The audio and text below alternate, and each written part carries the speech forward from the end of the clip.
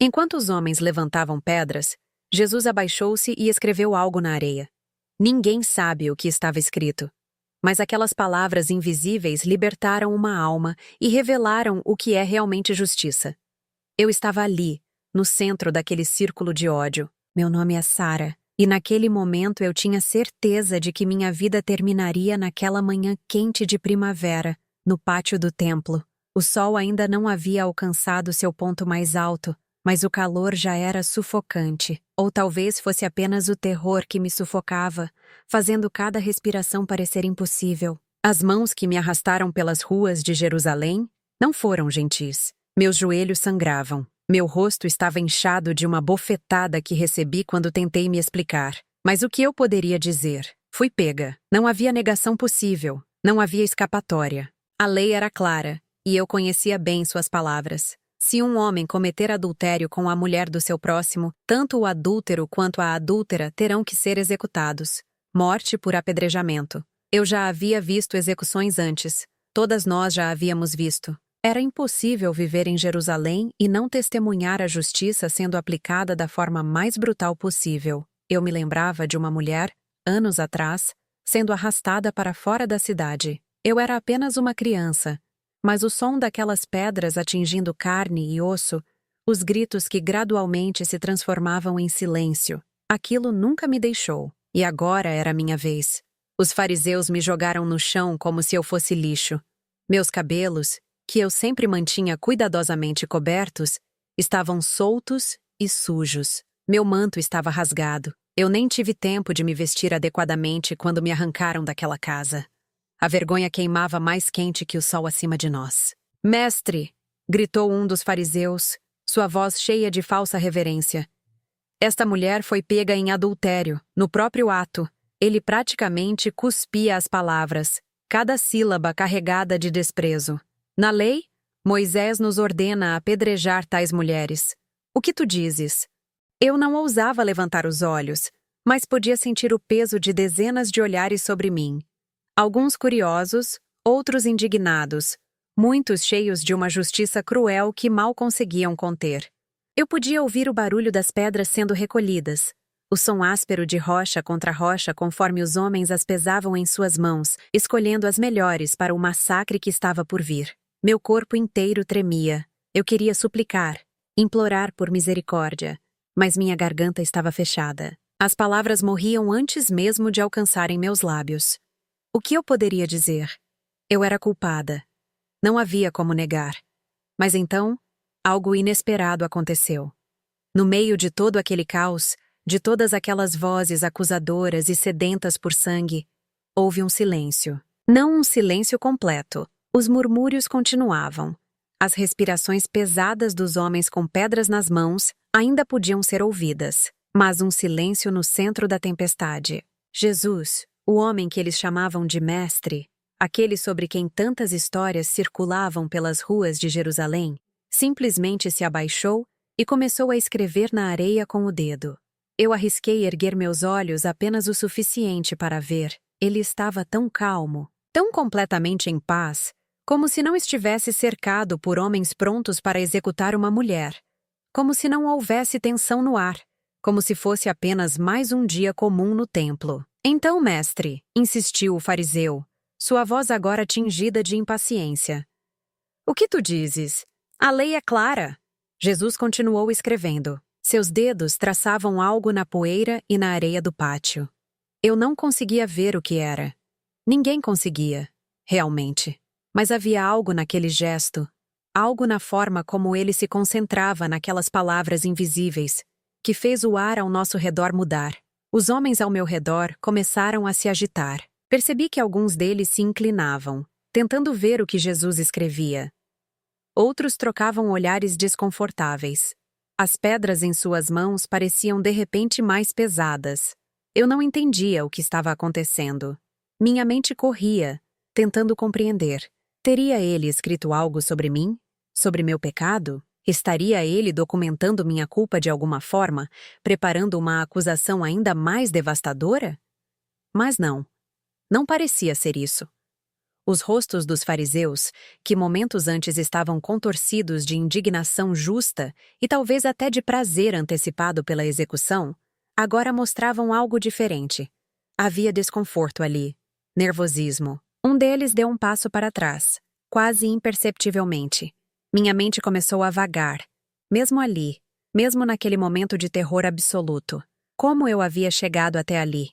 Como aquela menina de olhos brilhantes, que sonhava com um futuro cheio de esperança, havia se tornado esta mulher quebrada, esperando pela morte no pátio do templo? Eu me lembrei da minha infância. Minha mãe morreu quando eu tinha apenas 7 anos. Febre. Ela estava bem numa semana e se foi na seguinte. Meu pai nunca se recuperou realmente. Ele se tornou distante, trabalhando cada vez mais nos campos, voltando para casa apenas para comer e dormir. Eu me tornei invisível em minha própria casa. Quando eu tinha 14 anos, meu pai arranjou meu casamento. Eu nem conhecia o homem.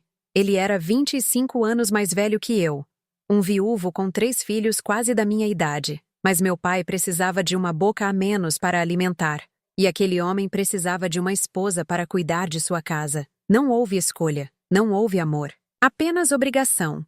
Meu marido não era cruel, mas também não era gentil. Eu era útil. Nada mais. Uma criada que compartilhava sua cama quando ele desejava. Durante anos, eu me convenci de que aquilo era tudo o que a vida tinha para oferecer. Era tudo o que uma mulher poderia esperar. Então eu conheci Judá. Ele era diferente. Gentil. Quando ele olhava para mim, eu sentia que ele realmente me via. Não apenas uma mulher cumprindo deveres, mas uma pessoa. Alguém com pensamentos, sonhos, dores. Ele me perguntava como eu estava, e realmente esperava pela resposta. Foi um erro. Eu sabia que era um erro mesmo enquanto acontecia. Mas meu coração estava tão faminto por bondade, tão desesperado por ser visto, que eu deixei as coisas irem longe demais. Muito longe. E agora, eu pagaria com minha vida. Jesus finalmente parou de escrever. Lentamente, ele se levantou.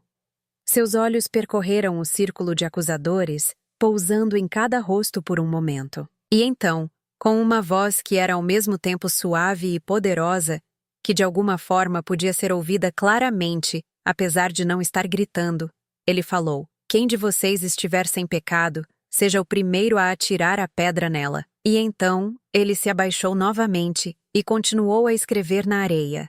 O silêncio que se seguiu foi ensurdecedor. Eu podia ouvir meu próprio coração batendo violentamente no meu peito. Podia ouvir o vento suave passando pelas colunas do templo.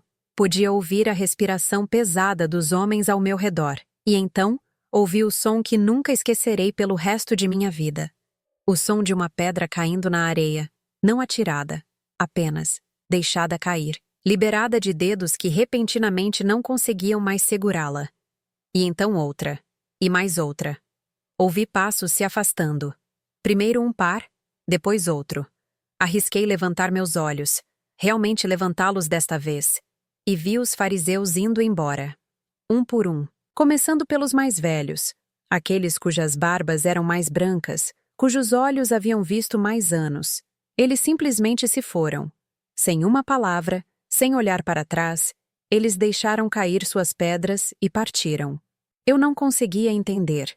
Minha mente não conseguia processar o que estava acontecendo. Momentos atrás, eu estava certa de que morreria. Agora, os homens que seguravam minha sentença de morte estavam indo embora? Logo, o pátio estava quase vazio. Apenas alguns curiosos permaneceram à distância, observando. E Jesus, ainda ali, ainda escrevendo na areia. Meu corpo inteiro tremia tão violentamente que eu mal conseguia me manter ajoelhada. Lágrimas corriam livremente pelo meu rosto, misturando-se com o suor e a poeira. Eu não sabia se deveria sentir alívio, confusão ou terror por o que viria a seguir. Jesus terminou de escrever e se levantou novamente. Desta vez, seus olhos encontraram os meus diretamente, e naquele olhar, eu vi algo que nunca havia visto direcionado a mim antes. Não era condenação, não era desprezo, não era nem mesmo pena, era compaixão, pura, inabalável compaixão. "Mulher", ele disse, E sua voz era tão gentil que novos soluços sacudiram meu corpo. Onde estão eles? Ninguém a condenou? Eu olhei ao redor, ainda meio sem acreditar. O pátio estava vazio de acusadores. As pedras jaziam esquecidas na areia, inofensivas agora. Ninguém, Senhor. Consegui sussurrar, minha voz rouca e quebrada. Jesus acenou com a cabeça, e então ele disse as palavras que mudariam minha vida para sempre. Então eu também não a condeno. Meu coração parou. Ele não me condenava? Este homem, este mestre, este homem de Deus, não me condenava? Vá, ele continuou, e abandone sua vida de pecado. E então, com um gentil gesto de sua mão, ele me ajudou a levantar da areia. Minhas pernas mal me sustentavam quando Jesus me ajudou a levantar. Meus joelhos estavam machucados, meu corpo inteiro doía, mas era a dor no meu coração que era mais profunda. Não uma dor de sofrimento, era algo diferente. Era como se algo dentro de mim estivesse sendo arrancado, quebrado, mas de uma forma que precisava acontecer. Eu fiquei ali por um momento, de pé diante dele, sem saber o que fazer. Minha mente ainda processava aquelas palavras. Eu também não a condeno. Como era possível? Como este homem, que falava com tanta autoridade sobre a lei de Deus, que ensinava no templo, que era respeitado por tantos, como ele podia não me condenar? Senhor, sussurrei, minha voz ainda trêmula. Eu não entendo. Por quê? Por que o Senhor me salvou? Jesus olhou para mim com aqueles olhos profundos, cheios de uma sabedoria que parecia atravessar séculos. Ele não respondeu imediatamente. Em vez disso, ele olhou brevemente para as palavras que havia escrito na areia. Palavras que já começavam a ser apagadas pelo vento suave da manhã. Sara? Ele disse.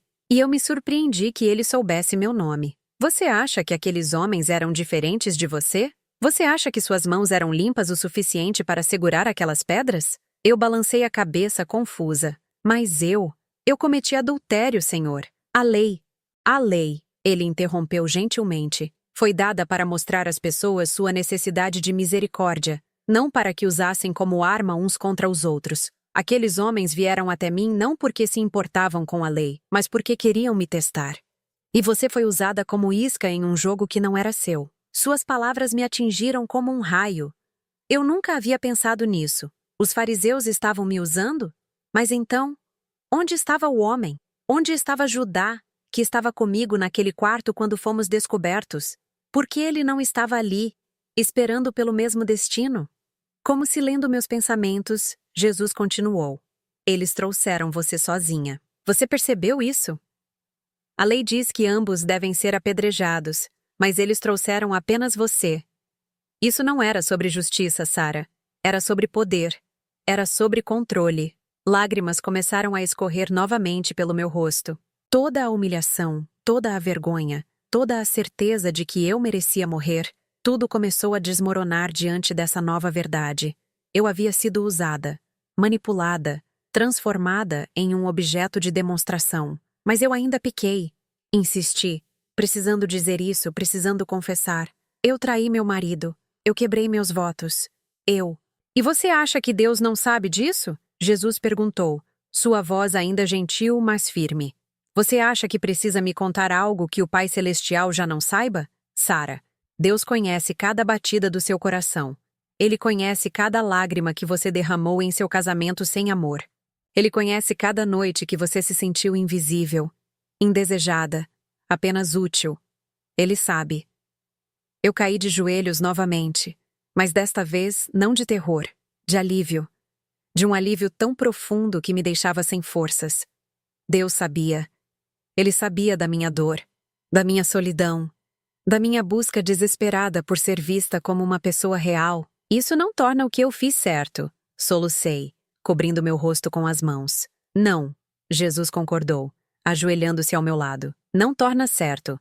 Mas, Sara, o coração de Deus não é movido pela sua perfeição. É movido pela sua necessidade. E agora, eu estou te dizendo, vá e não peque mais. Não porque você precise ganhar o perdão de Deus, você já o tem, mas porque há uma vida melhor esperando por você. Uma vida onde você não precisa procurar amor nos lugares errados, porque você saberá que é profundamente amada pelo seu Criador. Eu levantei meus olhos para ele, E pela primeira vez em anos, talvez na minha vida inteira, eu senti esperança. Esperança real. Não apenas um desejo vago de que as coisas pudessem melhorar algum dia. Como eu faço isso? Perguntei. Como eu vivo dessa forma? Jesus sorriu, e era o sorriso mais caloroso que eu já havia visto. Um dia de cada vez, Sara. Um passo de cada vez. E nunca esqueça. O Pai não lhe deu este novo começo para que você vivesse em culpa. Ele lhe deu para que você vivesse em liberdade. Ele se levantou e me ajudou a levantar mais uma vez. Gentilmente, ele arrumou meu manto rasgado da melhor forma possível, tentando me dar alguma dignidade de volta. Agora vá, ele disse. Volte para casa. E lembre-se do que aconteceu aqui hoje. Eu assenti, ainda sem palavras adequadas. Virei-me para ir embora, mas então parei e olhei para trás. Jesus já estava se afastando, cercado por alguns de seus discípulos que haviam observado tudo de longe. Mas antes de desaparecer na multidão do templo, ele olhou para trás uma última vez e acenou para mim. E eu soube, naquele momento, que minha vida nunca mais seria a mesma. O caminho de volta para casa parecia ao mesmo tempo infinitamente longo e surpreendentemente curto. Cada passo era pesado com o peso do que eu teria que enfrentar. Cada esquina que eu virava, eu temia encontrar alguém que tivesse testemunhado minha humilhação no templo. Jerusalém era grande, mas as notícias viajavam rápido, especialmente notícias escandalosas como a minha. Eu podia imaginar os sussurros já se espalhando como fogo pelas ruas estreitas. Você ouviu sobre Sara? Pega em adultério. Deveria ter sido apedrejada. Mas aquele Jesus de Nazaré a deixou ir. Quando finalmente cheguei à minha casa, a casa que compartilhava com meu marido, parei do lado de fora do portão. Minha mão tremia sobre a trava de madeira. Do outro lado daquele portão estava o resto da minha vida, qualquer que fosse a forma que tomasse agora. Respirei fundo e empurrei o portão. O pátio estava vazio. Geralmente, a essa hora, meu marido estaria terminando seu desjejum, preparando-se para ir ao mercado onde vendia tecidos. Mas hoje, tudo estava silencioso. Eliú? Chamei. Minha voz mal mais alta que um sussurro. Você está em casa? Não houve resposta. Entrei na casa lentamente. A sala principal estava como eu a havia deixado na noite anterior. Ou tinha sido esta manhã? O tempo parecia ter perdido todo o significado. O pão da noite anterior ainda estava na mesa, agora duro e esquecido. Eliú? Chamei novamente, mais alto desta vez. Foi então que o vi, sentado no canto mais escuro da sala, imóvel como uma estátua. Seu rosto estava virado para a parede, e mesmo de longe eu podia ver a tensão em seus ombros. Você tem coragem de voltar aqui? Sua voz era baixa, mas carregada de uma ira contida que me fez congelar no lugar. Eliú, eu. Não. Ele se levantou tão rapidamente que quase derrubou o banco em que estava sentado. Não ouse falar meu nome com essa boca suja. Você me envergonhou. Envergonhou meu nome, minha casa, meus filhos. Ele começou a caminhar em minha direção, e eu instintivamente recuei. Eu nunca o havia visto assim. Eliú nunca havia sido um homem apaixonado. Nem em raiva, nem em amor. Mas agora, seu rosto estava vermelho, suas mãos tremiam de fúria. Todo o bairro sabe, ele cuspiu. Todo. Mundo. Sabe? Eles vieram até mim esta manhã. Me contaram que minha esposa, foi arrastada até o templo por adultério. Você tem ideia do que isso significa para mim? Para o meu negócio? Para a minha reputação? Eliú, por favor, me deixe explicar. Explicar? Ele riu, mas era uma risada amarga, sem humor. O que há para explicar? Você traiu nosso casamento. Você quebrou seus votos. Você. Ele parou abruptamente e seu rosto mudou de raiva para algo mais sombrio. Você deveria estar morta. Ele sussurrou. A lei é clara. Você deveria ter sido apedrejada. Por que você ainda está aqui? Engoli em seco. Jesus, o Nazareno. Ele. Ah, sim. Já ouvi sobre isso também. Eliú cruzou os braços. O profeta radical que acha que pode mudar as leis de Moisés. Ele a salvou, não foi? Que conveniente para você. Não foi assim? Saia. A palavra caiu entre nós como uma pedra. O quê? Saia da minha casa. Ele repetiu. Cada palavra cuidadosamente articulada. Eu não quero você aqui. Não posso nem olhar para você. Já enviei palavra aos anciãos. Nosso casamento acabou. Você não é mais minha esposa. Meu coração despencou. Eu sabia que havia consequências, mas ouvir as palavras em voz alta era diferente. Era final. Era real. Mas, onde eu vou? Eu não tenho. Isso não é mais meu problema. Eliú disse friamente. Você deveria ter pensado nisso antes. Agora saia. Pegue suas coisas e vá. E não volte. Nunca. Lágrimas queimavam meus olhos enquanto eu subia rapidamente as escadas para o quarto que havia sido meu por tantos anos. Com mãos trêmulas, peguei meu saco de viagem e comecei a jogar dentro dele as poucas coisas que realmente me pertenciam. Algumas roupas, um chale que minha mãe havia me dado antes de morrer, uma pequena lâmpada de óleo. Tudo o que eu tinha no mundo cabia em um saco pequeno. Quando desci novamente, Eliú ainda estava lá, como um guardião silencioso garantindo que eu realmente fosse embora. Eu parei na porta, virando-me para ele uma última vez. Eliú, disse suavemente, eu sinto muito. Eu realmente sinto. Eu nunca quis machucá-lo. Ele não respondeu, nem sequer olhou em minha direção. Simplesmente virou-se e caminhou para dentro da casa, deixando-me ali sozinha. Eu saí pelo portão pela última vez, fechando-o atrás de mim. O sol ainda estava alto no céu.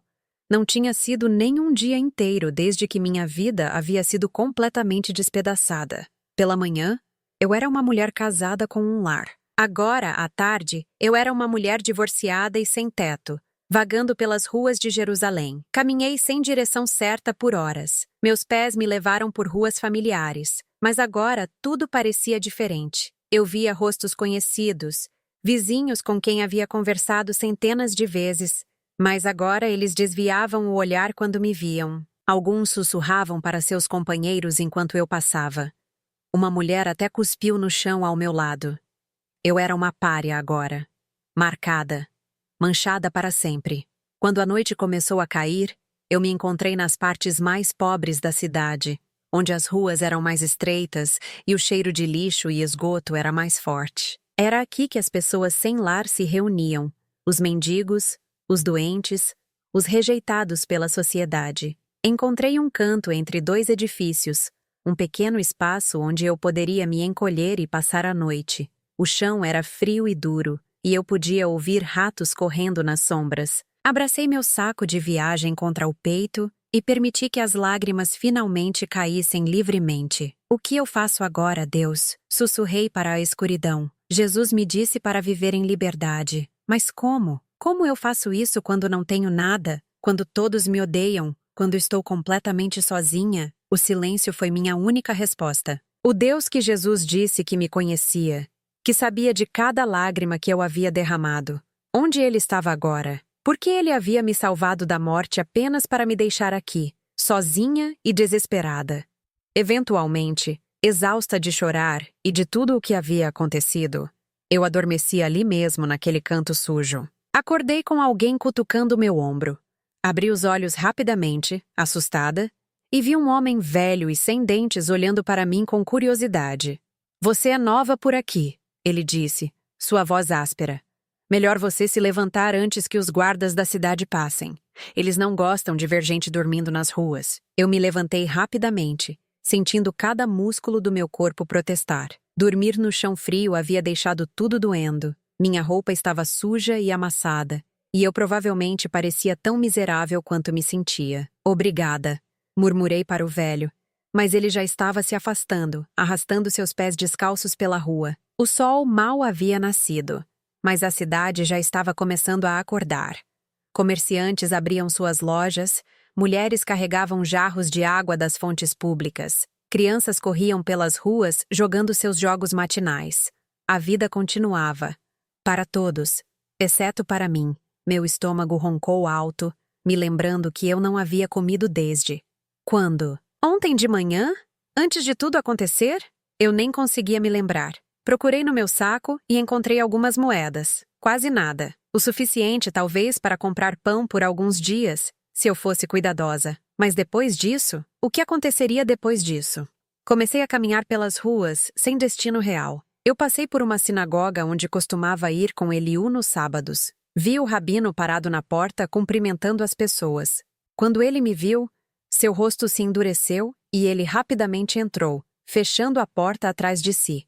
Até a casa de Deus estava fechada para mim agora. Continuei andando, passando por lugares familiares que agora pareciam pertencer a outra vida. A fonte onde eu costumava buscar água com outras mulheres do bairro.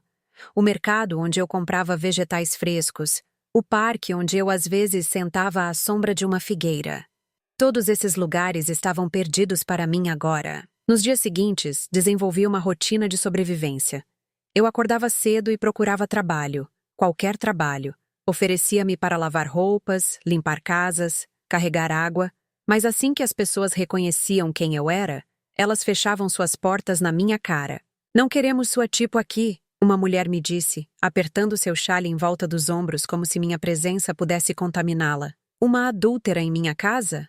Nunca! Eu tentei mendigar, mas até isso era difícil. As pessoas passavam por mim como se eu fosse invisível, ou pior. Cuspiam em minha direção e murmuravam maldições. Minhas moedas acabaram no 4º dia. Eu comi meu último pedaço de pão na manhã do 5º dia, sabendo que não havia mais nada. À noite daquele 5º dia, sentada em meu canto habitual entre os edifícios, eu me peguei pensando em desistir. A morte que eu havia escapado no templo estava começando a parecer preferível a esta vida de miséria e rejeição. Talvez tivesse sido melhor se eles tivessem me apedrejado. Sussurrei para a escuridão. Pelo menos teria acabado rápido. Isso é uma morte lenta. Foi então que ouvi vozes se aproximando. Vozes femininas, falando suavemente entre si. Eu me encolhi ainda mais no meu canto, esperando que elas apenas passassem. Mas as vozes pararam bem em frente ao meu esconderijo. Há alguém aí? Uma voz disse. Era uma voz gentil, preocupada. Eu não respondi, prendendo minha respiração. Eu posso ver você. A voz continuou. Por favor, não tenha medo. Não vamos machucá-la. Lentamente, eu me movi para a luz fraca de uma lanterna que uma das mulheres segurava. Havia 2 delas, ambas vestidas simplesmente, mas com dignidade. A que segurava a lanterna tinha cabelos escuros que começavam a ficar grisalhos.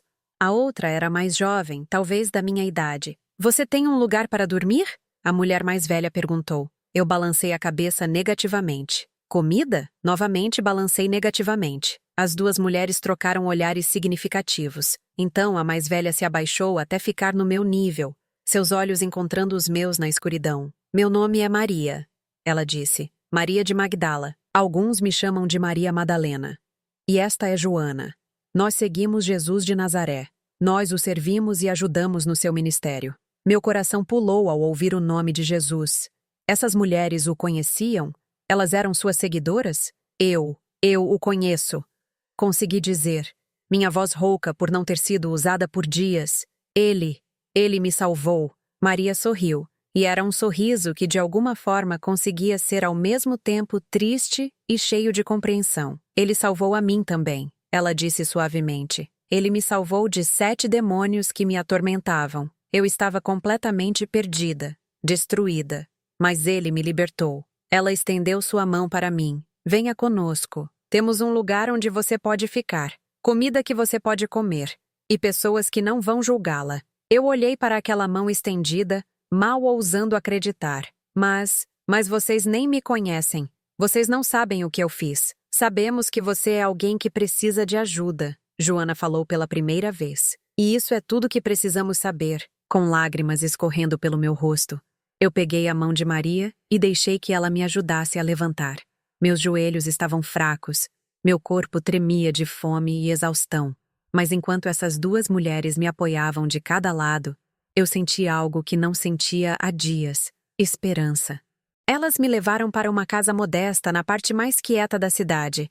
Era um lugar simples, mas limpo e acolhedor. Havia outras mulheres lá, algumas que eu reconheci como sendo frequentemente vistas com Jesus e seus discípulos. Maria me levou para um canto quieto e me trouxe uma tigela de ensopado quente. Eu comi devagar, forçando-me a não devorar tudo de uma vez, mesmo que meu estômago implorasse por mais. Devagar, Maria aconselhou gentilmente. Seu estômago precisa se acostumar à comida novamente. Quando terminei de comer, Joana trouxe água limpa e panos para que eu pudesse me lavar. Foi a primeira vez em dias que me senti minimamente humana novamente. Por que vocês estão fazendo isso por mim? Perguntei finalmente, quando estava limpa e usando uma túnica limpa que Maria havia me dado. Maria sentou-se ao meu lado, suas mãos gentis segurando as minhas. Porque Jesus nos ensinou a amar nosso próximo como a nós mesmas. Porque todas nós, em algum momento, fomos quebradas e precisamos de alguém para nos ajudar a levantar. E por quê? Ela pausou, escolhendo suas palavras cuidadosamente. Porque eu vi você naquele dia no templo. Meu sangue gelou. Você estava lá? Ela assentiu. Eu estava. Eu vi tudo. Vi como aqueles homens te arrastaram como um animal. Vi como Jesus te salvou. E vi como você saiu dali, ainda processando o que havia acontecido. Desde então, eu tenho procurado por você. Eu sabia que você precisaria de ajuda. Mas você sabe o que eu fiz, sussurrei. Você sabe que eu sou uma adúltera. Que eu quebrei a lei. E você sabe o que eu era? Maria respondeu, sua voz firme, mas gentil. Eu estava possuída por demônios, Sara. As pessoas atravessavam a rua para não passar perto de mim. Crianças choravam quando me viam. Eu era considerada impura, amaldiçoada, intocável. Mas Jesus não me viu assim. Ele me viu como uma filha de Deus que precisava de libertação, e ele me libertou. Ela apertou minhas mãos. Jesus não salva apenas as pessoas boas o suficiente, Sara. Ele salva as quebradas, as perdidas, as rejeitadas. Ele salva pessoas como você e eu. E agora, é nossa vez de fazer o mesmo por outros. Pela primeira vez desde aquele dia terrível no templo, eu senti que talvez, apenas talvez, havia realmente um caminho para frente. Não de volta à minha vida antiga, mas em direção a algo novo. Algo diferente. Eu não sei como viver assim, confessei. Jesus me disse para não pecar mais, mas eu me sinto tão quebrada, tão manchada. Como eu posso ser algo além do que já fui? Você não precisa descobrir tudo hoje, Maria disse com sabedoria. A jornada de redenção não acontece em um dia. Acontece passo a passo, escolha por escolha. E você não precisa caminhar sozinha. Nós estaremos com você. Naquela noite, pela primeira vez desde que fui expulsa de casa, eu dormi em uma cama real. Estava quente, segura e cercada por mulheres que escolheram me acolher ao invés de me julgar. Mas enquanto a escuridão me levava ao sono, uma pergunta permanecia em minha mente. Como exatamente eu deveria viver agora? O que significava realmente não pecar mais? E seria possível para alguém como eu verdadeiramente mudar? Acordei com o som de pássaros cantando e o cheiro de pão fresco sendo assado. Por um momento, confusa entre o sono e a vigília, eu pensei que estava de volta em minha antiga casa. Mas então a realidade retornou. E com ela, uma mistura estranha de alívio e incerteza. Eu não estava mais nas ruas, mas também não tinha mais um lar próprio. Levantei-me lentamente, ajeitando a túnica que Maria havia me dado na noite anterior. Era simples, mas limpa e inteira. Muito melhor que as roupas rasgadas que eu havia usado nos últimos dias. Quando desci para a área comum da casa, encontrei Maria Madalena já acordada, preparando o desjejum. Ela sorriu ao me ver. Dormiu bem? Perguntou, sua voz calorosa e genuína. Melhor do que tenho dormido em dias, admiti, sentindo um rubor de vergonha subir ao meu rosto. Maria, eu não sei como agradecer a você. Por tudo. Ela acenou com a mão, dispensando meus agradecimentos. Sente-se, coma, depois conversaremos. O desjejum era simples. Pão, azeitonas, queijo e figos secos. Mas para mim, que havia passado fome nos últimos dias, era um banquete. Comi devagar, lembrando o conselho de Maria da noite anterior. Outras mulheres começaram a aparecer. Joana, que eu havia conhecido na noite anterior, e outras cujos nomes eu ainda não sabia.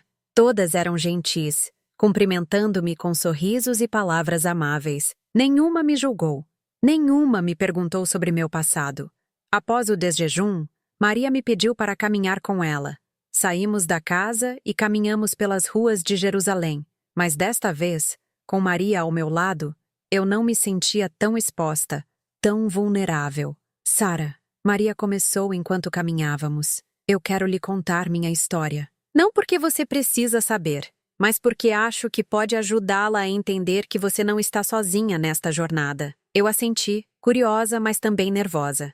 O que essa mulher notável, que claramente tinha encontrado propósito e paz seguindo Jesus, poderia ter em comum comigo? Eu nasci em Magdala, ela começou, seus olhos distantes com memórias. Uma cidade pequena às margens do Mar da Galileia. Minha família tinha um bom negócio de pesca. Eu deveria ter tido uma vida normal, feliz, mas desde criança, algo estava errado comigo. Ela pausou, respirando fundo antes de continuar. Eu ouvia vozes, via coisas que outros não viam. Tinha momentos em que não me reconhecia, onde fazia coisas que não conseguia me lembrar depois.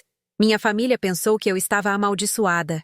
Os rabinos disseram que eu estava possuída por demônios. Eu ouvi em silêncio, fascinada e horrorizada ao mesmo tempo. Eles tentaram exorcismos, Maria continuou, sua voz tremendo ligeiramente. Rituais, jejuns, orações. Nada funcionava. Com o tempo, as coisas só pioraram. Eu comecei a me machucar, a gritar no meio da noite, a correr nua pelas ruas sem saber o que estava fazendo.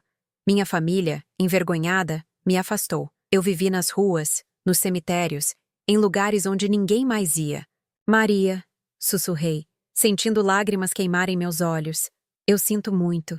Ela sorriu tristemente. Eu passei anos assim, Sara. Anos perdida em uma escuridão que eu não conseguia escapar. Até o dia em que Jesus veio a Magdala.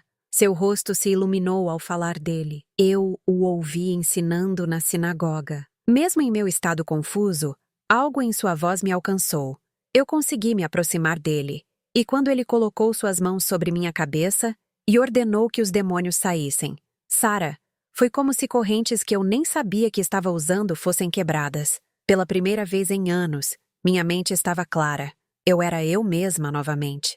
Mãos 7 demônios, eu murmurei, lembrando do que ela havia dito na noite anterior. Sim, Maria confirmou, 7. Jesus me libertou de todos eles. E naquele dia, eu jurei que dedicaria minha vida a servi-lo, porque ele não apenas me curou, ele me devolveu minha humanidade. Ele me viu como uma pessoa digna de amor e redenção quando todos os outros me viam como um monstro. Caminhamos em silêncio por alguns momentos, enquanto eu processava sua história. Finalmente, encontrei coragem para perguntar: como você lidou com as pessoas depois? Com aqueles que ainda se lembravam de quem você havia sido? Maria suspirou. Não foi fácil. Muitos ainda me evitavam. Alguns ainda me chamavam de a endemoninhada, mas Jesus me ensinou algo crucial. Eu não sou definida pelo meu passado. Eu sou definida por quem Deus diz que eu sou, sua filha amada, completamente perdoada, totalmente restaurada. Ela parou de caminhar e se virou para me encarar diretamente. Sara, você precisa entender isso.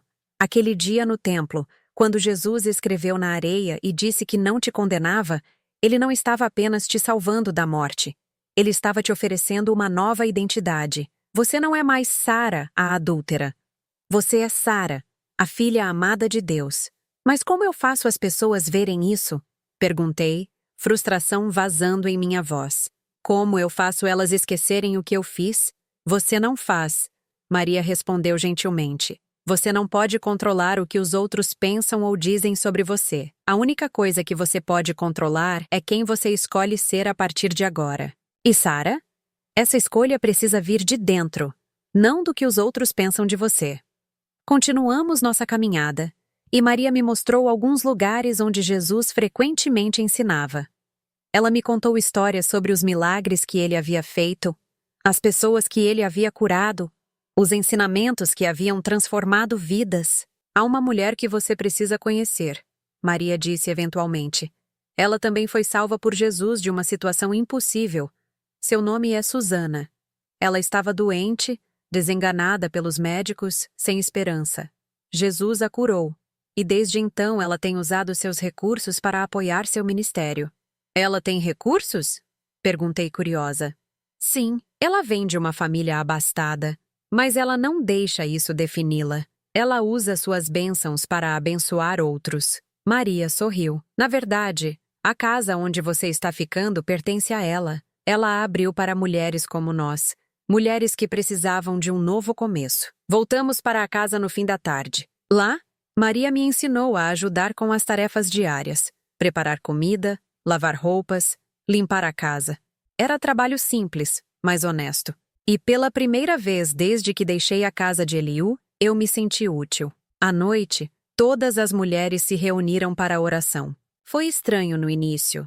Em meu casamento, as orações eram formais, ritualizadas, muitas vezes vazias de significado real, mas aqui, essas mulheres falavam com Deus como se ele fosse um pai amoroso que realmente se importava com cada detalhe de suas vidas. Sara, Maria disse depois da oração, você gostaria de compartilhar algo? Não precisa se for muito difícil. Eu hesitei, mas então as palavras começaram a fluir.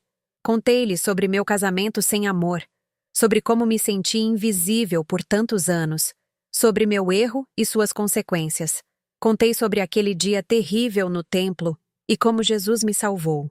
Contei sobre ser expulsa de casa e viver nas ruas. Enquanto eu falava, lágrimas escorriam pelo meu rosto, mas estas eram diferentes das lágrimas que eu havia derramado sozinha na escuridão. Estas eram lágrimas de libertação, de finalmente poder colocar para fora toda a dor que eu havia guardado. Quando terminei, não houve julgamento nos olhos das mulheres ao meu redor. Apenas compaixão, compreensão e amor. Joana foi a primeira a falar. Sara, obrigada por compartilhar sua história conosco. Eu também sei o que é estar em um casamento onde você se sente invisível. Meu marido é Cusa, o administrador de Herodes. Ele é um bom homem, mas por anos, eu me senti como apenas uma parte da decoração de sua vida importante. Foi Jesus quem me ajudou a descobrir meu próprio valor, meu próprio propósito. Outra mulher, cujo nome eu descobri ser Salomé, também falou. E eu sei o que é ser julgada e rejeitada. Eu fui estéril por anos, e em nossa cultura, isso é visto como uma maldição. As pessoas sussurravam que eu devia ter pecado gravemente para que Deus me negasse filhos. Mas Jesus me ensinou que meu valor não está em minha capacidade de ter filhos, mas em quem eu sou como filha de Deus. Uma por uma, as mulheres compartilharam suas próprias histórias de dor, rejeição e, finalmente, redenção através do encontro com Jesus. E pela primeira vez desde aquele dia no templo, eu não me senti sozinha. Sara, Maria disse quando todas haviam terminado de falar. Você está começando a entender? Todas nós aqui somos mulheres quebradas que Jesus restaurou. Nenhuma de nós é perfeita. Todas nós ainda lutamos, mas juntas, apoiando umas às outras, aprendendo com os ensinamentos de Jesus, nós estamos descobrindo como viver vidas de propósito e significado. Mas eu ainda não entendo completamente, confessei. Como eu abandono minha vida de pecado? Como Jesus me instruiu? Como eu garanto que nunca mais cometa os mesmos erros? Maria pegou minhas mãos nas dela. Sara, não pecar mais não significa que você precisa ser perfeita. Significa que você não retorna aos padrões antigos que te destruíram. Significa fazer escolhas diferentes, mesmo quando é difícil. Significa permitir que Deus transforme seu coração de dentro para fora. E quando eu falhar? Perguntei em voz baixa. Porque eu sei que vou falhar. Eu não sou forte como vocês. Quando você falhar, Maria disse firmemente, você se levanta novamente. Você pede perdão a Deus, que sempre está pronto para perdoar. E você continua. A jornada de redenção não é sobre nunca cair, Sara. É sobre sempre levantar. Naquela noite, deitada em minha cama, eu refleti sobre tudo o que havia aprendido. Maria tinha razão. Eu havia estado tão focada em minha culpa, em meu pecado, em minha vergonha, que eu havia perdido de vista a coisa mais importante. A oferta de Jesus de um novo começo. Mas um novo começo em quê? Qual era meu propósito agora? O que Deus queria que eu fizesse com esta segunda chance que Ele havia me dado? Essas perguntas continuaram a ecoar em minha mente nos dias seguintes. Eu me estabeleci em uma rotina na casa de Susana, ajudando com as tarefas diárias, participando das orações, ouvindo as histórias das outras mulheres. Era uma vida pacífica, mas eu sentia que algo ainda estava faltando. Uma manhã, cerca de 2 semanas após Maria me encontrar nas ruas, ela chegou a casa com notícias emocionantes. Jesus está ensinando perto do tanque de Betesda hoje. Ela anunciou. Quem quer vir comigo para ouvi-lo? Meu coração acelerou. Eu não havia visto Jesus desde aquele dia no templo. Parte de mim ansiava por vê-lo novamente, por ouvir sua voz, por talvez até agradecer-lhe adequadamente por salvar minha vida. Mas outra parte de mim tinha medo. Medo de que ele me visse como uma falha, Alguém que desperdiçou a segunda chance que ele havia me dado. Eu vou, ouvi minha voz dizer antes que minha mente pudesse me deter. Maria sorriu. Maravilhoso. Prepare-se. Saímos em breve. O tanque de Betisda era conhecido como um lugar onde pessoas doentes e deficientes se reuniam, esperando pelo movimento milagroso das águas que, segundo a crença popular, trazia cura. Quando chegamos lá, havia uma grande multidão já reunida ao redor de Jesus. Eu fiquei para trás, escondida entre outras mulheres, mas meus olhos não conseguiam deixar de buscar Jesus. Ele estava sentado em uma pedra baixa, cercado por pessoas de todos os tipos, ricos e pobres, saudáveis e doentes, respeitáveis e marginalizados. Sua voz carregava claramente através do ar, enquanto ele ensinava. Eu lhes digo a verdade. Quem ouve a minha palavra e crê naquele que me enviou, tem a vida eterna, e não será condenado, mas já passou da morte para a vida. Passou da morte para a vida. As palavras penetraram profundamente em meu coração. Não era isso exatamente o que havia acontecido comigo? Eu havia sido sentenciada à morte, mas Jesus me havia dado vida, e não apenas vida física. Ele estava me oferecendo algo muito maior. Mestre, uma voz interrompeu seu ensinamento. Era um homem com lepra, suas roupas rasgadas, seu rosto parcialmente coberto. Se tu quiseres, podes purificar-me. A multidão recuou instintivamente. Lepra era considerada não apenas uma doença física, mas uma impureza espiritual. Tocar um leproso significava tornar-se impuro também, mas Jesus não recuou. Em vez disso, ele fez algo que deixou todos sem fôlego. Ele estendeu a mão e tocou o homem. Eu quero, Jesus disse, sua voz cheia de compaixão. Seja purificado. Instantaneamente, a pele do homem começou a mudar. As feridas horríveis desapareceram.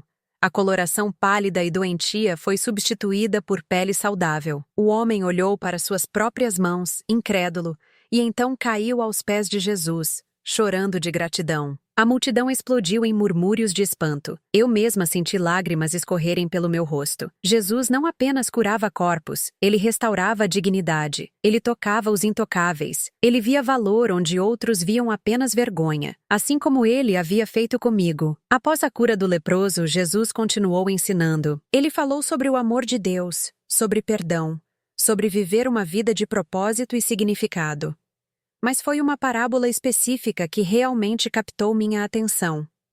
Havia um homem, Jesus começou, que tinha 2 filhos. O mais novo disse ao pai: Pai, quero a minha parte da herança. Então, o pai dividiu sua propriedade entre eles. A multidão se aproximou, ansiosa por ouvir mais. O filho mais novo juntou tudo o que tinha e foi para uma terra distante. Ali, esbanjou sua riqueza vivendo de forma desregrada. Depois de gastar tudo, houve uma grande fome naquela terra, e ele começou a passar necessidade. Por isso foi empregar-se com um dos cidadãos daquela terra, que o mandou para o seu campo a fim de cuidar de porcos. Ele desejava encher o estômago com as vagens de alfarrobeira que os porcos comiam, mas ninguém lhe dava nada. Eu podia me identificar tão profundamente com aquele filho. Eu também havia feito escolhas tolas, buscando satisfação nos lugares errados. Eu também havia acabado em um lugar de miséria e desespero. Caindo em si, Jesus continuou. Ele disse: Quantos empregados de meu pai têm comida de sobra? E eu aqui, morrendo de fome. Eu me levantarei, irei a meu pai e lhe direi: Pai, pequei contra o céu e contra ti. Não sou mais digno de ser chamado teu filho. Trata-me como um dos teus empregados. Então ele se levantou e foi para seu pai. Meu coração batia forte. O que o pai faria? Rejeitaria o filho que havia desperdiçado tudo? Viraria as costas para ele? Mas quando ele ainda estava longe, a voz de Jesus se encheu de emoção. Seu pai o viu, e cheio de compaixão, correu para seu filho, e o abraçou e o beijou. Eu não consegui conter um soluço. O pai correu? Mesmo depois de tudo o que o filho havia feito, o pai correu para ele? O filho disse: Pai, pequei contra o céu e contra ti. Não sou mais digno de ser chamado teu filho. Mas o pai disse aos seus servos: Depressa, tragam a melhor roupa e vistam nele. Coloquem um anel em seu dedo e calçados em seus pés. Tragam o novilho gordo e matem-no. Vamos fazer uma festa e celebrar. Pois este meu filho estava morto e voltou à vida.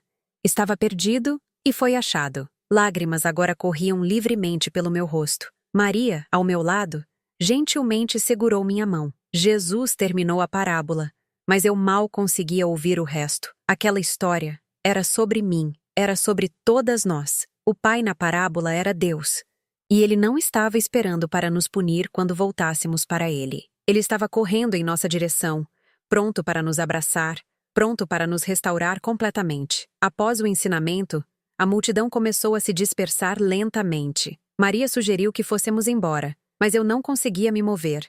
Eu precisava falar com Jesus. Precisava lhe dizer. O quê? Eu nem sabia. Só sabia que precisava. Vá, Maria sussurrou, entendendo sem que eu precisasse explicar. Fale com ele. Com pernas trêmulas, eu me aproximei. Havia ainda algumas pessoas ao redor dele, fazendo perguntas, buscando oração. Eu esperei pacientemente até que a maioria se dispersasse. Finalmente, Jesus virou seu olhar para mim. E naquele momento, foi como se só nós dois existíssemos. Ele sorriu. Aquele sorriso caloroso e acolhedor que eu me lembrava do templo. Sara, ele disse meu nome. E meu coração se encheu de admiração que ele ainda se lembrava de mim. Como você está? Minha voz falhou. Eu tentei novamente. Senhor, eu vim para agradecer-lhe, por salvar minha vida, por me dar uma segunda chance. Ele acenou gentilmente. E o que você tem feito com essa segunda chance? A pergunta não era acusatória, mas genuinamente curiosa, como se ele realmente quisesse saber sobre minha vida. Eu estive ficando com Maria Madalena e outras mulheres que te seguem, expliquei. Elas me acolheram quando eu não tinha para onde ir. Elas têm me ensinado sobre quem o Senhor é, sobre o amor de Deus. E você tem aprendido? Ele perguntou. Seus olhos penetrantes, mas gentis. Eu tenho tentado, Senhor, respondi honestamente. Mas ainda estou confusa sobre muitas coisas. Eu ouvi sua parábola hoje, sobre o filho pródigo. E eu me pergunto, eu sou como aquele filho? Deus realmente me vê dessa forma? Mesmo depois de tudo o que eu fiz? Jesus se aproximou e colocou sua mão em meu ombro. Sara, deixe-me contar algo. Aquele pai na parábola, ele não correu apenas uma vez. Ele estaria pronto para correr 1000 vezes, todas as vezes que o filho voltasse. Porque o amor de um pai verdadeiro não é baseado no desempenho do filho. É baseado no relacionamento. Mas eu pequei, Senhor, sussurrei. Eu quebrei a lei. E eu te disse que não te condenava. Ele me lembrou. Sara, você precisa entender algo crucial. Deus não está procurando pessoas perfeitas. Ele está procurando corações dispostos. Corações que reconhecem sua necessidade dele. Corações que estão prontos para serem transformados. Mas como eu sei se meu coração está realmente mudando? Perguntei, a frustração vazando em minha voz. Como eu sei se não vou cometer os mesmos erros novamente? Jesus sorriu, mas era um sorriso triste. Sara, a transformação não acontece da noite para o dia. É um processo. Haverá dias em que você falhará, dias em que você cairá. Mas o que importa não é se você cai, é se você se levanta novamente. É se você continua voltando para o Pai, mesmo quando se sente indigna. Ele pausou, garantindo que eu estava realmente ouvindo. E Sara, você nunca estará sozinha nesta jornada. O Pai enviará seu Espírito para guiá-la, para fortalecê-la, para lembrá-la de quem você realmente é. E quem eu realmente sou, Senhor? Perguntei, minha voz mal mais alta que um sussurro. Você é uma filha amada de Deus, ele disse com firmeza. Você é perdoada, você é restaurada, você é escolhida para um propósito. Não deixe seu passado definir seu futuro, Sara. Deixe o amor de Deus defini-lo. Naquele momento, algo dentro de mim mudou. Não foi dramático, não foi repentino como a cura do leproso, mas foi profundo. Foi como se anos de dor, vergonha e autocondenação começassem a se desprender, deixando espaço para algo novo, esperança, propósito e um senso de pertencimento que eu nunca havia conhecido. Obrigada, Senhor, consegui dizer através das lágrimas. Obrigada por não desistir de mim. Eu nunca desistirei de você, Sara, Jesus prometeu. Assim como o Pai na parábola, eu sempre estarei aqui, pronto para te receber, não importa quantas vezes você precise voltar. Enquanto eu me afastava, voltando para onde Maria esperava, Eu me senti diferente, mais leve. Como se um peso que eu havia carregado por tanto tempo finalmente estivesse começando a se soltar. Os meses seguintes foram os mais pacíficos e propositais da minha vida. Eu continuei morando na casa de Susana com as outras mulheres, mas agora eu não estava apenas existindo. Estava vivendo. Maria Madalena tornou-se mais que uma amiga. Ela se tornou como uma irmã mais velha, me guiando, me ensinando, às vezes me corrigindo quando necessário, mas sempre com amor. Juntas, começamos a procurar outras mulheres nas ruas de Jerusalém. Mulheres como eu havia sido perdidas, rejeitadas, sem esperança. Encontramos uma jovem chamada Raquel, que havia sido expulsa de casa por sua família depois que foi violentada por um soldado romano. Aos olhos da sociedade, ela era impura, manchada, mas nós a vimos como Jesus a veria, como uma filha preciosa de Deus que precisava de amor e restauração. Também acolhemos Débora, uma viúva idosa que havia perdido tudo quando seus filhos a abandonaram. Ela tinha dormido nas ruas por meses, considerando-se inútil e esquecida. Mas em nossa casa, ela encontrou propósito novamente, usando sua sabedoria para aconselhar as mulheres mais jovens. Cada mulher que ajudávamos me lembrava de quão longe eu havia chegado.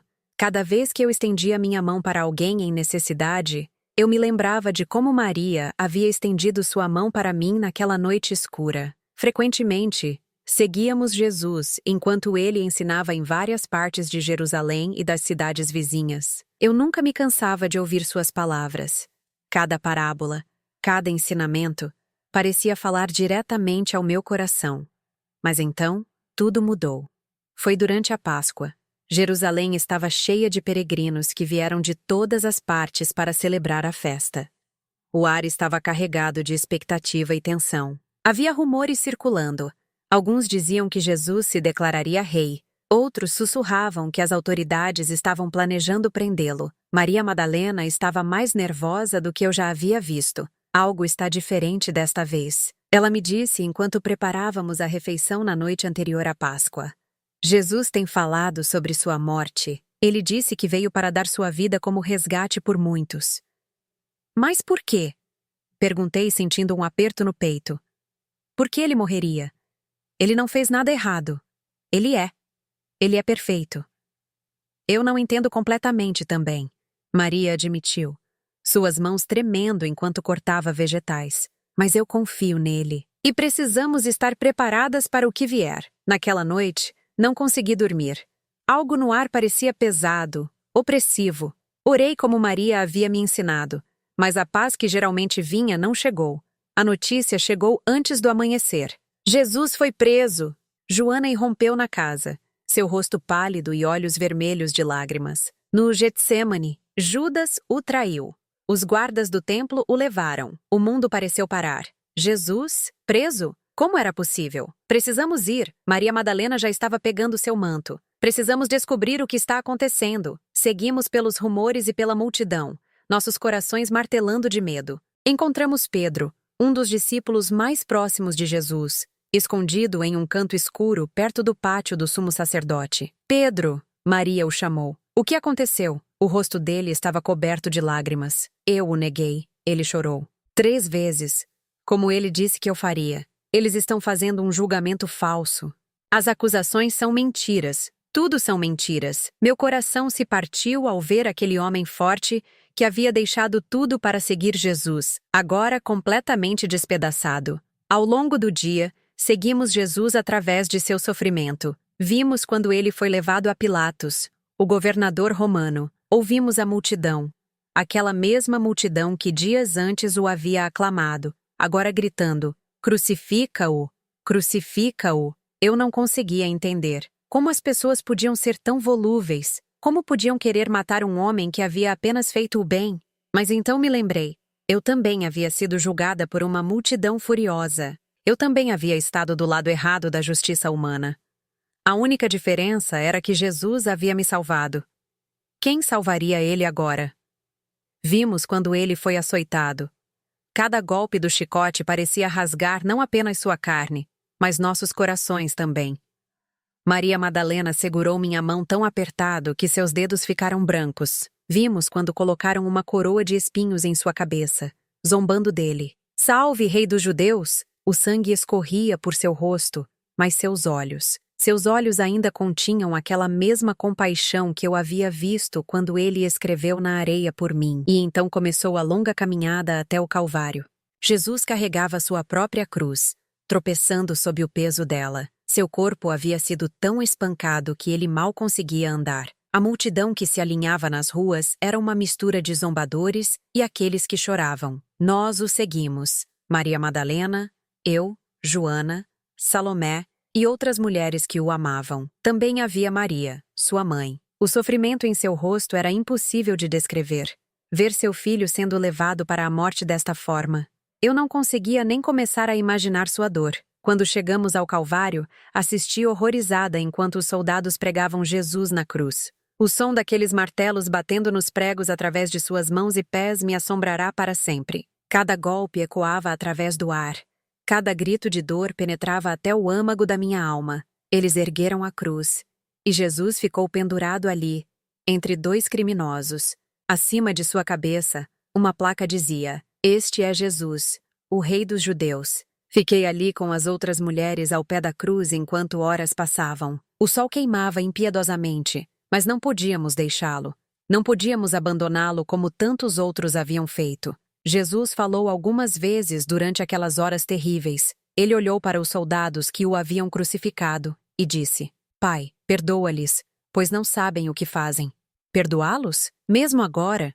Mesmo em sua agonia? Ele estava perdoando aqueles que o torturavam? Lágrimas escorriam incessantemente pelo meu rosto. Esta era a mesma graça que ele havia mostrado a mim. Este era o mesmo perdão que ele havia oferecido quando todos queriam me apedrejar. E agora, ele estava morrendo, e eu não conseguia fazer nada para ajudá-lo. "Por que, Senhor?"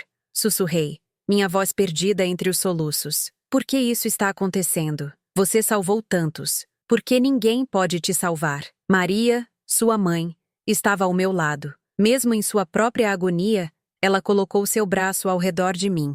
"Ele escolheu isso," ela disse, sua voz quebrada, mas de alguma forma ainda forte. "Ele sabia que isso aconteceria." Ele nos disse. "Mas por quê?" Chorei. "Por que ele teve que morrer?" Antes que Maria pudesse responder, Jesus falou novamente. Suas palavras eram difíceis de entender. Sua voz fraca: "Está consumado." E então, com um último suspiro, ele inclinou sua cabeça e entregou seu espírito. Naquele momento, o céu escureceu. A terra tremeu. O véu do templo, segundo ouviríamos mais tarde, rasgou-se de alto a baixo. Era como se toda a criação estivesse lamentando a morte de seu Criador. Eu caí de joelhos, incapaz de me sustentar mais. Jesus estava morto. O homem que havia me salvado, que havia me dado esperança, que havia me ensinado sobre o amor do Pai, ele estava morto. "O que fazemos agora?" Ouvi alguém perguntar, mas eu nem sei quem foi. O que faríamos agora? Jesus nos havia dado tanto. Ele havia transformado nossas vidas. Ele havia nos mostrado um caminho diferente de viver. E agora ele se foi. Fiquei ali, aos pés da cruz, até que os soldados começaram a dispersar a multidão. José de Arimateia, um seguidor secreto de Jesus, obteve permissão de Pilatos para levar o corpo. Nós, mulheres, o seguimos até o túmulo. Observamos enquanto José e Nicodemos preparavam o corpo de Jesus, envolvendo-o em linho fino e especiarias. Foi tudo feito apressadamente porque o sábado estava se aproximando.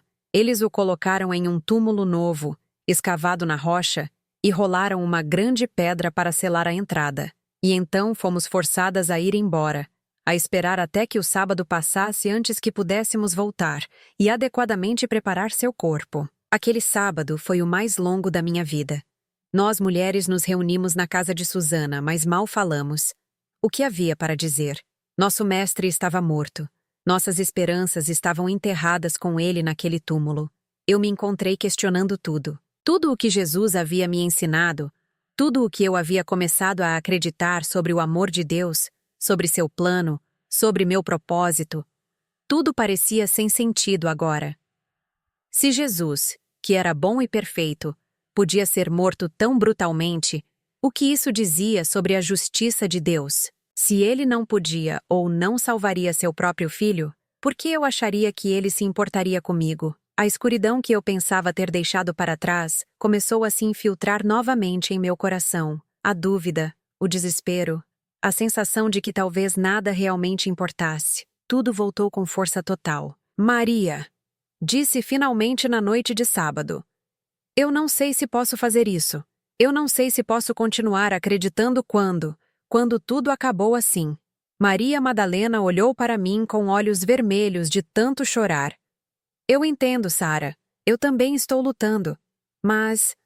Ela pausou, como se procurando palavras que ela mesma mal acreditava. Jesus nos disse que isso aconteceria. Ele nos disse que morreria. Mas ele também disse algo mais. O quê? Perguntei sem muita esperança na voz. Ele disse que ressuscitaria no terceiro dia. Eu balancei minha cabeça. Maria. Pessoas mortas não ressuscitam. Você sabe disso. Eu sei. Ela concordou. Mas Jesus curou leprosos.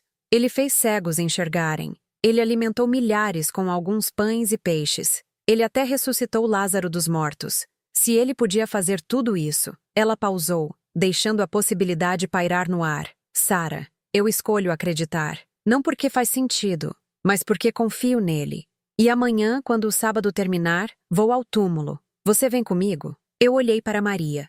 Aquela mulher forte que havia sido minha salvadora, minha mentora, minha amiga. Se ela ainda tinha esperança, mesmo após tudo o que havíamos testemunhado, talvez eu também pudesse tentar. Sim, respondi finalmente. Eu vou com você. Mas no fundo do meu coração, eu não esperava nada além de um túmulo fechado e um corpo morto.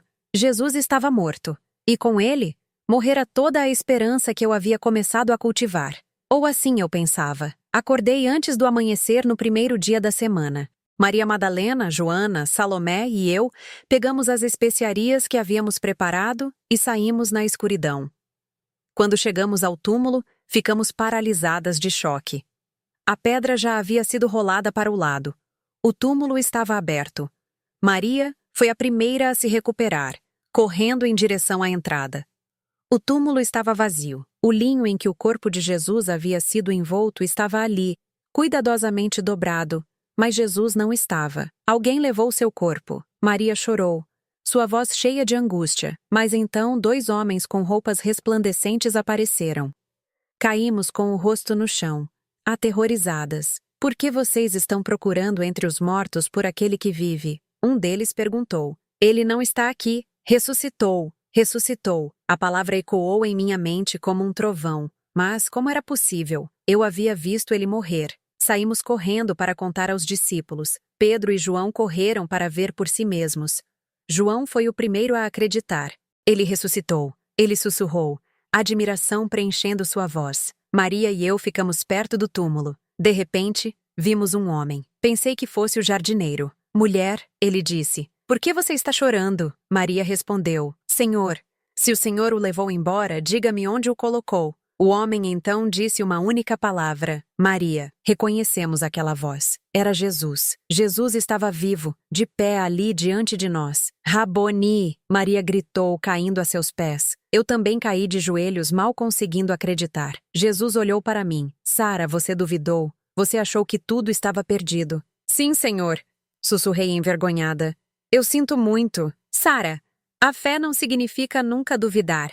Ele disse gentilmente. Significa continuar buscando, mesmo quando você duvida. Você veio ao túmulo esta manhã, não veio? Isso é fé. Ele estendeu suas mãos, e eu vi as marcas dos pregos. Eu morri para que você pudesse viver verdadeiramente.